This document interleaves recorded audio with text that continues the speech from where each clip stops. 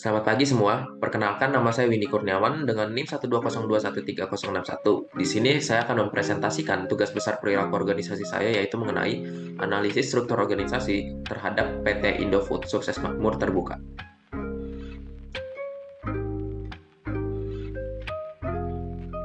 Struktur organisasi merupakan cara bagaimana sebuah organisasi mengelola sumber daya, menentukan tanggung jawab, dan wewenang serta mengatur aliran informasi dan keputusan dalam organisasi tersebut. Pada awalnya, struktur organisasi dianggap hanya sebagai alat untuk meningkatkan efisiensi dan mengurangi biaya. Namun, seiring dengan perkembangannya ilmu organisasi, para ahli mulai menyadari bahwa struktur organisasi juga dapat mempengaruhi kultur, budaya, dan perilaku dalam organisasi. Oleh karena itu, struktur organisasi bukan hanya sekadar alat yang digunakan untuk mencapai tujuan organisasi, tetapi juga merupakan cara bagaimana sebuah organisasi berinteraksi dengan dunia luar serta bagaimana sebuah organisasi mengelola sumber daya yang dimilikinya. Selain itu, struktur organisasi juga memainkan peran penting dalam menentukan tingkat fleksibilitas sebuah organisasi. Organisasi yang memiliki struktur yang fleksibel dapat lebih cepat menyesuaikan diri terhadap perubahan lingkungan dan kondisi pasar. Namun juga struktur organisasi yang terlalu fleksibel juga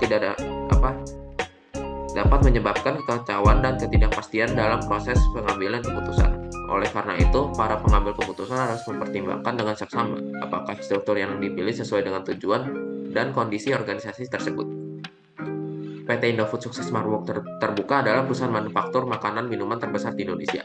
Karena PT Indofood juga menjadi perusahaan yang sangat besar, maka struktur organisasi menjadi peran penting di dalam perusahaan tersebut. Karena struktur organisasi merupakan cara perusahaan untuk mengatur atau mengorganisir suatu pekerjaan itu dilakukan. Bagaimana cara mengkomunikasikan suatu informasi di dalam perusahaan, karena setiap perusahaan pasti memiliki perbedaan di dalam struktur organisasinya. Faktor yang membedakan struktur organisasi adalah seperti ukuran perusahaan dan tujuan suatu perusahaan. Kita masuk ke landasan teori. Di sini ada pengertian dari struktur organisasi dan juga 7 elemen penting dari struktur organisasi.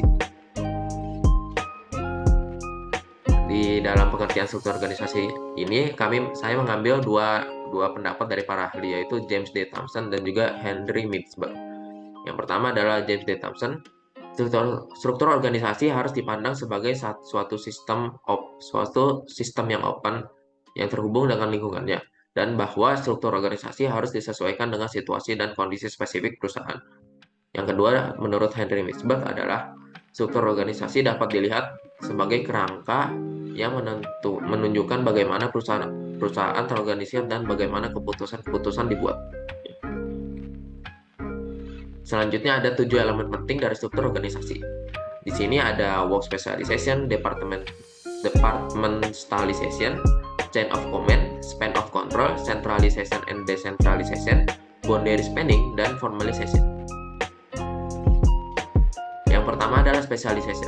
Specialization merupakan suatu proses pembagian pekerjaan atau kegiatan di suatu organisasi menjadi unit-unit kecil atau beberapa langkah yang dikerjakan oleh individu yang bertujuan supaya pekerjaan tersebut dapat dikerjakan secara lebih efisien.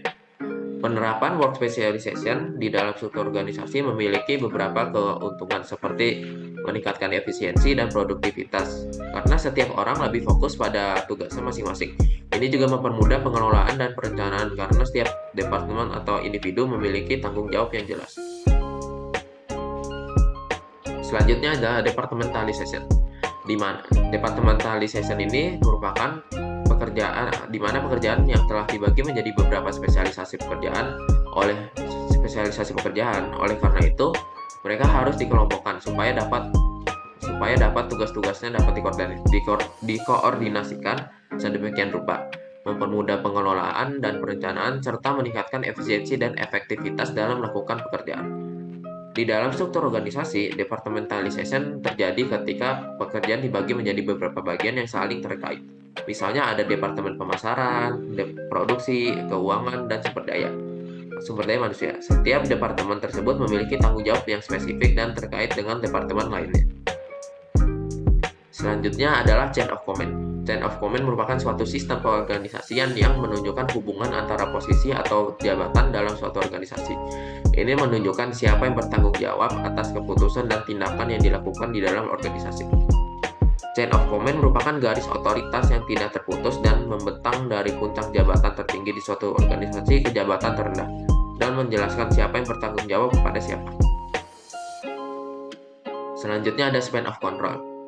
Span of control merupakan jumlah individu yang dapat dikelola oleh seorang pemimpin atau supervisor di dalam sebuah organisasi atau perusahaan. Span of control di dalam struktur organisasi sangat diperlukan karena ini berurusan dengan pembagian pekerjaan, koordinasi, dan kepemimpinan seorang manajer. Span of control ini sangat penting karena dapat mempengaruhi efektivitas suatu organisasi. Jika span of control terlalu luas, maka pemimpin akan kekurangan waktu dan sumber daya untuk mengelola anak buahnya secara efektif. Hal ini dapat menyebabkan komunikasi yang tidak efektif. Namun, jika span of control terlalu sempit, maka akan terjadi penggunaan sumber daya yang tidak efisien dan inaktivitas dalam penyelesaian pekerjaan. Selanjutnya adalah centralization dan decentralization. Centralization merujuk pada situasi di mana keputusan diambil oleh pemimpin atau otoritas tertentu di tingkat atas organisasi. Sementara itu, decentralization merujuk pada situasi di mana keputusan diambil oleh unit-unit tingkat di bawah organisasi. Centralization biasanya digunakan di dalam organisasi yang lebih kecil atau memiliki struktur yang lebih sederhana. Ini karena keputusan diambil oleh pemimpin atas akan lebih mudah dipahami dan dijalankan oleh semua anggota organisasi. Namun, centralization juga dapat menyebabkan ketergantungan yang tinggi terhadap pemimpin atas dan mengurangi inisiatif dan kreativitas anggota organisasi. Sementara itu, decentralization merujuk pada situasi di mana keputusan diambil oleh unit-unit di tingkat bawah organisasi. Ini dapat membantu karena mereka memiliki lebih banyak otonomi dan dalam mengambil keputusan. Namun, decentralization juga dapat menyebabkan kesulitan dalam koordinasi dan komunikasi antar unit, serta meningkatkan biaya administratif karena adanya lebih banyak otoritas yang harus diakui. Selanjutnya ada boundary spanning. Boundary spanning merupakan individu atau tim di dalam organisasi yang berkomunikasi dengan individu lain atau tim di luar organisasi untuk memperoleh informasi atau mendapatkan dukungan yang dibutuhkan dalam menyelesaikan suatu pekerjaan. Boundary spanning ini penting karena dapat membantu organisasi dalam memperoleh informasi yang diperlukan dan mendapatkan dukungan yang dibutuhkan dari luar organisasi. Ini juga dapat membantu meningkatkan efektivitas organisasi karena memungkinkan organisasi untuk mengakses sumber daya yang lebih luas dan menjadi lebih terkoneksi dengan lingkungannya. Yang terakhir adalah formalization. Formalization mengacu pada seberapa terstandarisasi yang digunakan di dalam struktur organisasi dalam membatasi tingkah laku anggotanya yang meliputi peraturan dan prosedur yang berlaku di dalam organisasi untuk mengatur cara kerja karyawan dan menjaga konsistensi dalam menyelesaikan suatu pekerjaan. Jika suatu organisasi memiliki tingkat formalization yang tinggi menunjukkan bahwa organisasi memiliki aturan yang ketat dan prosedur yang jelas yang harus diikuti oleh karyawannya. Hal ini dapat membantu meningkatkan efisiensi dalam penyelesaian pekerjaan karena karyawan tahu persis apa yang diharapkan dari mereka dan bagaimana cara menyelesaikan pekerjaan tersebut sesuai dengan standar yang ditetapkan.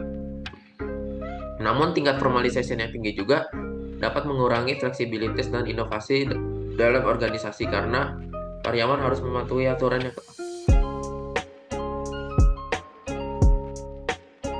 Selanjutnya ada profil perusahaan Indofood. PT Indofood Sukses Makmur Terbuka adalah perusahaan Indonesia yang bergerak di bidang industri pengolahan makanan.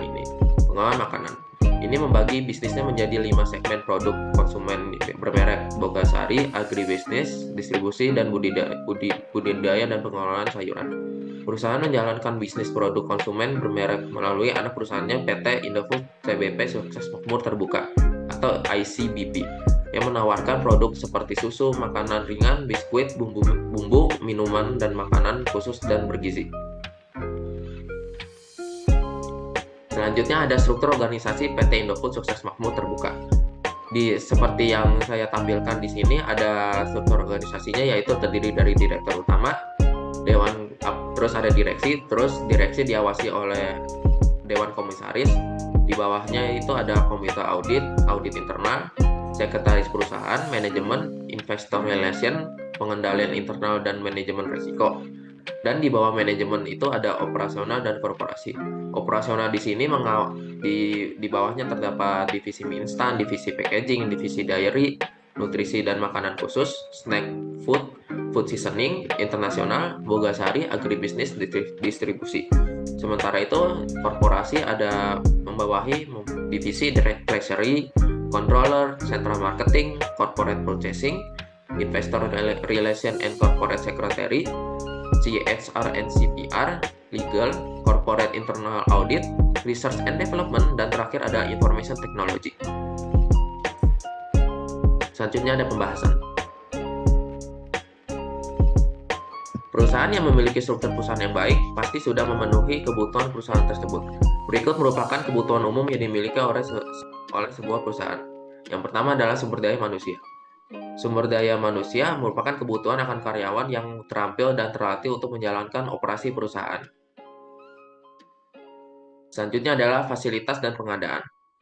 Fasilitas dan pengadaan merupakan kebutuhan akan fasilitas dan peralatan yang diperlukan untuk menjalankan operasi perusahaan seperti gedung, mesin, atau peralatan kantor. Dalam pengadaan di sini juga bisa berupa bahan baku yang digunakan untuk memproduksi produk-produk yang ada di perusahaan tersebut. Selanjutnya ada modal. Modal di sini merupakan kebutuhan akan dana atau sumber daya finansial untuk mendukung operasi perusahaan seperti biaya overhead, investasi, dan atau pembayaran utang. Selanjutnya ada layanan. Layanan di sini merupakan kebutuhan akan layanan yang diperlukan untuk menjalankan operasi perusahaan seperti layanan keuangan, hukum, atau IT. Selanjutnya ada penjualan dan pemasaran, yaitu merupakan kebutuhan akan strategi pemasaran dan penjualan yang efektif untuk menarik dan mempertahankan pelanggan. Yang terakhir adalah manajemen dan perencanaan. Manajemen dan perencanaan ini merupakan kebutuhan akan manajemen yang terampil dan perencanaan yang efektif untuk mengelola dan mengembangkan perusahaan. Selanjutnya kesimpulan dan saran. Berdasarkan analisis yang telah dilakukan, dapat ditarik kesimpulan bahwa PT Indofood Sukses Makmur Terbuka merupakan perusahaan yang memiliki struktur organisasi yang bagus karena sudah memenuhi apa yang dibutuhkan dalam perusahaan tersebut dalam segi sumber daya manusia, pengadaan barang, pengaturan alur keuangan di perusahaan, penyediaan layanan, pemasaran dan penjualan, serta manajemen yang baik. Keberadaan struktur organisasi bagi perusahaan ini sangat penting karena dengan adanya struktur organisasi yang baik, maka sebuah perusahaan akan beroperasi atau berjalan sesuai dengan alur yang diharapkan, dan juga tujuan dibuatnya struktur organisasi di perusahaan adalah untuk meningkatkan efisiensi kerja karyawannya, karena para karyawan hanya akan menjalankan tugasnya sesuai divisi yang mereka tempati dan semua divisi akan saling bekerja sama untuk mencapai tujuan perusahaan. Dan saran untuk menyelesaikan rumusan masalah bisa melakukan analisis terhadap struktur organisasi di PT Indofood Sukses Makmur Terbuka dengan memperhatikan 7 elemen penting di dalam struktur organisasi, yaitu work specialization, departmentalization, chain of command, span of control, centralization and decentralization, formalization, and boundary spanning. Sekian presentasi terkait tugas besar perilaku organisasi saya mengenai analisis struktur organisasi di PT Indofood Sukses Makmur Terbuka. Sekian dan terima kasih.